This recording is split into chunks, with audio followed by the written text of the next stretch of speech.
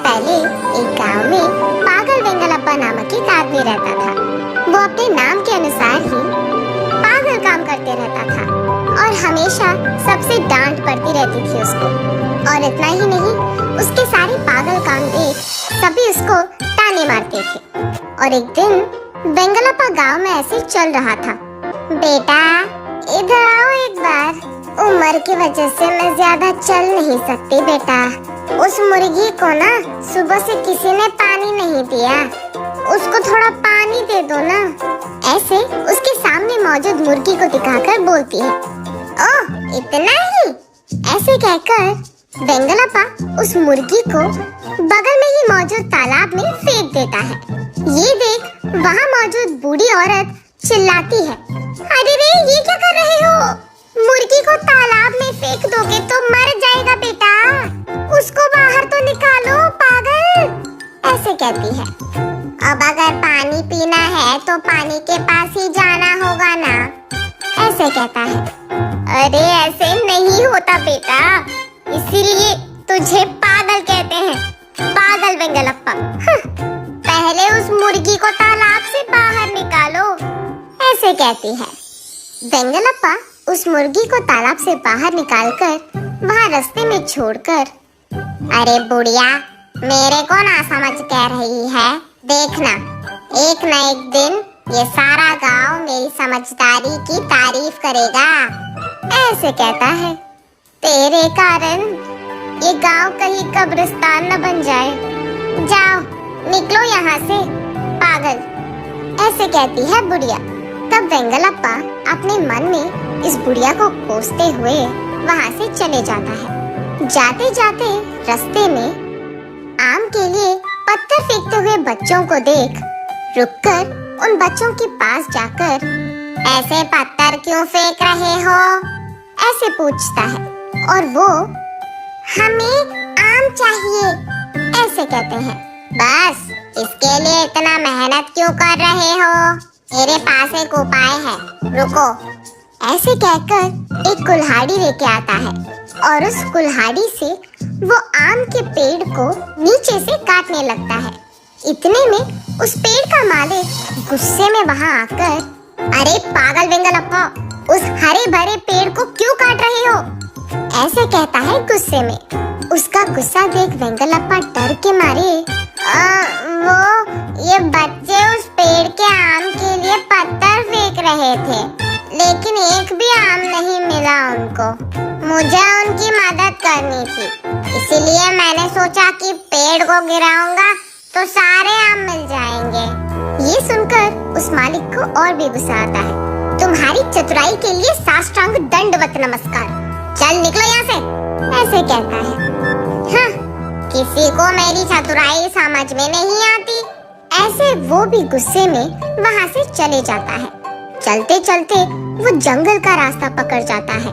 बीच रास्ते में एक पत्थर से पैर लगकर वो नीचे गिर जाता है। जब तक वो उठ जाता है, उसके सामने एक देवता प्रकट होती है। वेंगलप्पा आश्चर्यचकित होकर उस देवी को देखते रहता है। इतने में वो देवी, कौन हो बेटा तुम? मेरा नाम वेंगलप्पा है, आप कौन है? ऐसे पूछता है। मैं एक देवी हूँ, एक श्राप की वजह से मैं ऐसे पत्थर बनकर रह रही हूँ। आज तुम्हारी वजह से मेरे श्राप से मुझे मुक्ति मिली है। ओह अच्छा, और क्योंकि तुमने मुझे आजादी दी है, मैं तुम्हें 3 वरदान दे सकती हूँ, मांगो, ऐसे कहती है। हाँ 3 वरदान, सच्ची? तो मुझे थोड़ा समय चाहिए, एक के बाद एक पूछूंगा, ऐसे कहता है। वो मुमकिन नहीं है बेटा, एक ही बारी में 3 वरदान मांगने पड़ेंगे, वो तीनों एक के बाद एक सच होंगे, और वो भी अभी की अभी मांगनी पड़ेगी। मैं यहाँ ज्यादा देर नहीं रह पाऊंगी बेटा, ऐसे कहती है। ओह, फिर मैं अभी मांगूंगा। ऐसे वो धनाधन 3 वरदान मांगता है।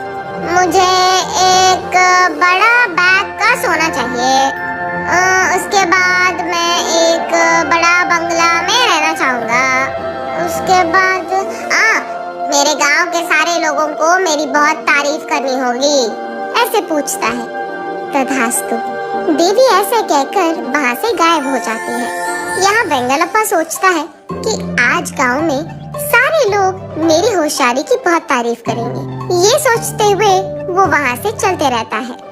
उसे बीच रास्ते में एक बैग दिखाई देती है। वेंगलप्पा बहुत पाने की खुशी में उसके मांगे वरदानों के बारे में भूल जाता है। उस बैग को लेकर बगल में रखकर, लोगों को तो दिमाग नहीं है, सब कुछ बीच रास्ते में पैरों के सामने ही लगाते हैं, ऐसे सोचते हुए वो आगे चले जाता है। कुछ देर बाद उसे सोने के बैग के बारे में याद आता है। अरे रे, वो शायद सोने का बैग था।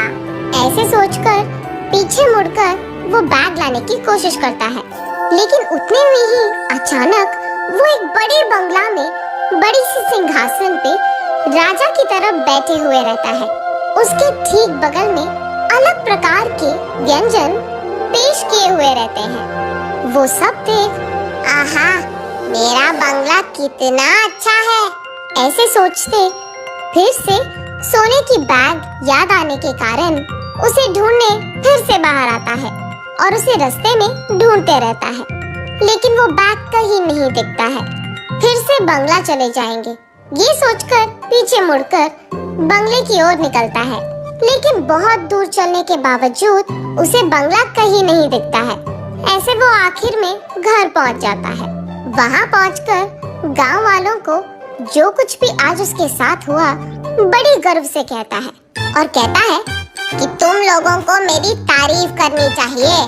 तब वहाँ मौजूद गांव वाले वेंगलप्पा की कहानी सुनकर, अगर तुमने सच भी कहा तो तुम सच में बहुत किस्मत वाले हो, लेकिन क्या फायदा, तुम्हारी इस पागलपन के कारण वो सब तुम खो बैठे।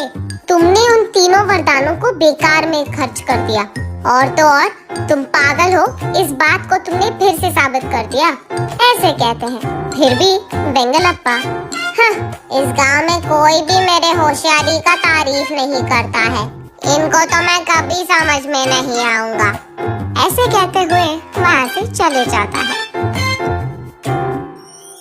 नैतिक आत्म मूल्य का अगर हमने नहीं किया तो हम मूर्ख ही रह जाएंगे।